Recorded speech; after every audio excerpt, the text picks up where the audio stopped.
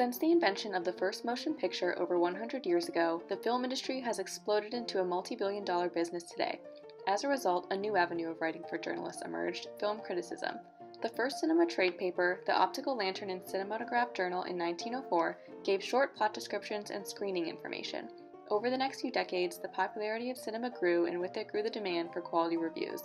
We arrive at the 1960s and 70s, what has been called the golden age of film criticism, and critics are highly respected. Film was established as a serious art form, and editors gave critics a lot of space to write about them. During this era, reviews transitioned from plot summaries to critical analysis and focused more on the efforts of the director and techniques instead of individual stars. Critics were opinion leaders who influenced the public and filmmakers. One of the key critics of the time, Andrew Sarris, writer for the Village Voice and New York Observer, is credited with popularizing the idea of auteur theory in the US in 1962. Auteur theory, a French term, emphasizes the work of the director who oversees all visual and audio elements. Another French term, mise en scène, describes the arrangement of scenery and props in a film. In contrast, Pauline Kael, critic for The New Yorker from 1968 to 1991, had a very different opinion on how to review, which prompted a widely read and spirited debate between her and Sarris.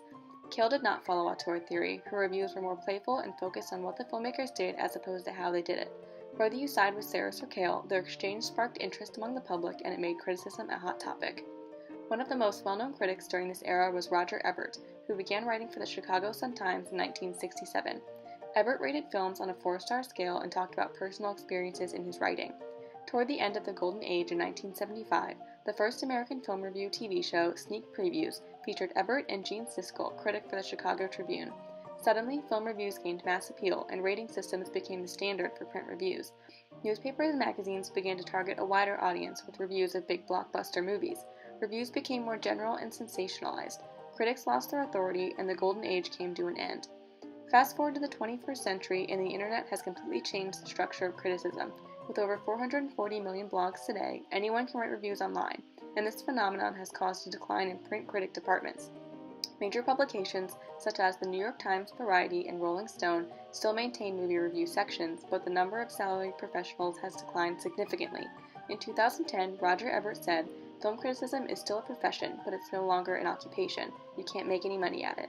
Popular online film review aggregators, sites such as Rotten Tomatoes and Metacritic, combine many online reviews and give films a numerical score. Rotten Tomatoes reaches a massive audience of about 4 million viewers a month.